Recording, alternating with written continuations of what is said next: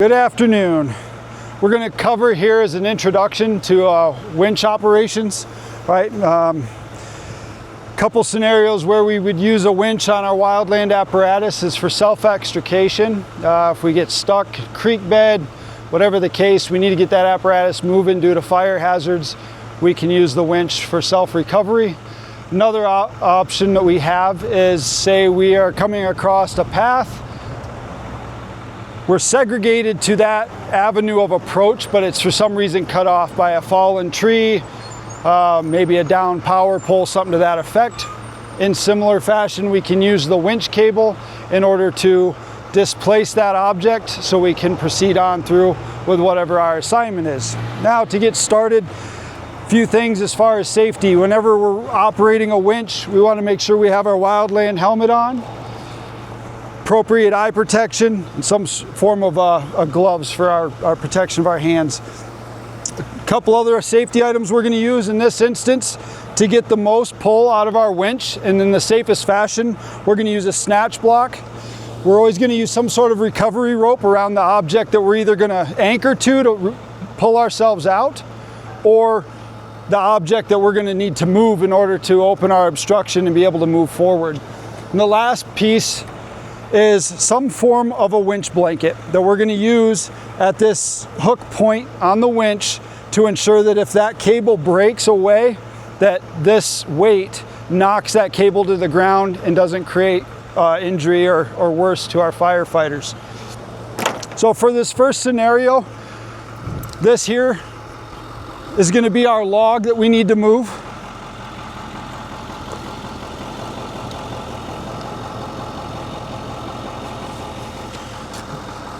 In the event that this was an actual log or a pole, we're going to want to wrap this strap a couple times to pull back our gain distance and make sure we keep a tight fit around the object we want to move.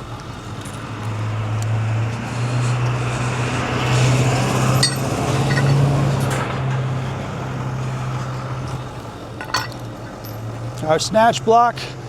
Now, in order to get my winch cable pulled, I'm going to reach up under. There's a lever that you can't exactly see. Just remember it's in line with the driver's seat. You're going to take that lever. It'll be pointing upward. You're going to point it down towards the ground, which is going to neutralize the pull on our winch so we can retract our winch cable.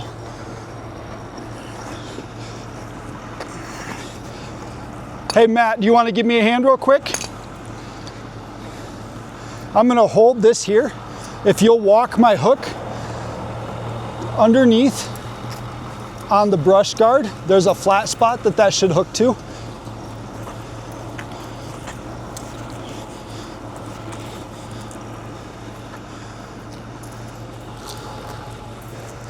It'll be right up on the edge, right here.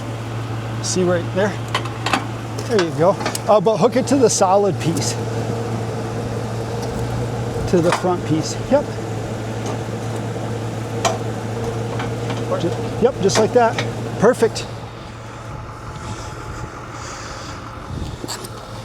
Now we can come back here. We can set our snatch block back in place.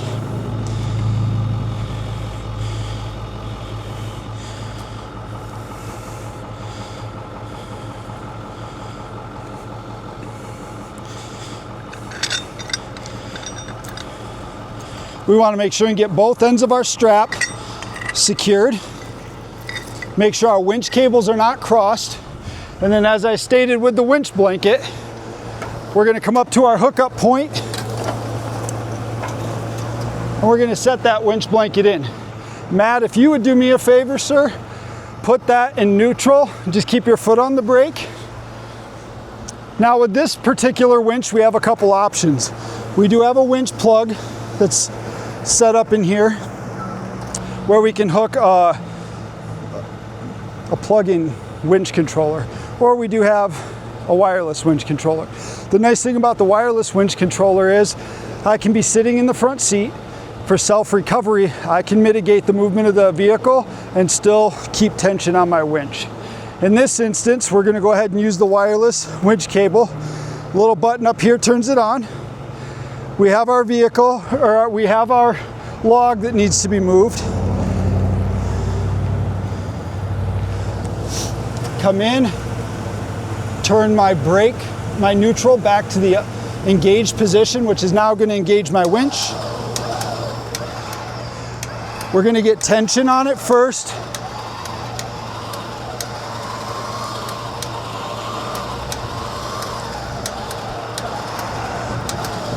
And all I'm here long enough to do is to get the tension and make sure that my connection's going to stay put.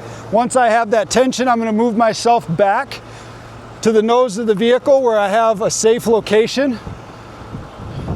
And then I can start moving my object, right? And again, for the sake of training, this is a log that we need to get moved. The other option I have is to gain tension on my winch cable. Go ahead and put it in park. To go ahead and put tension on my winch cable.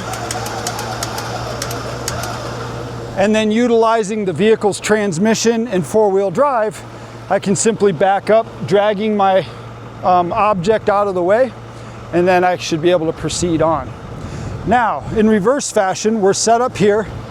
This is my tree that's rooted in the ground. For whatever reason, I can't seem to get this vehicle unstuck using traction pads or just standard four-wheel drive. We have the option for self-recovery. We're simply going to come in,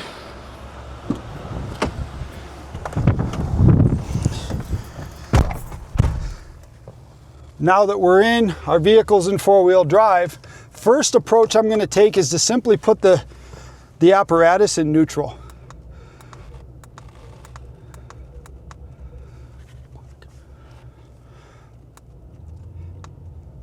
And then determine if just the vehicle in neutral, because what we don't want to do is break traction with our tires.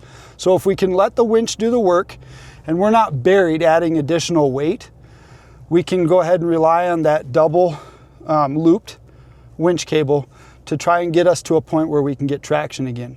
And we want to stop every few feet, if you will, whatever, inches, and try to use the throttle to see if we can gain traction with the truck. We don't want to use the winch to stress it under weight any longer than we have to. So that's your second option as far as the use of the winches.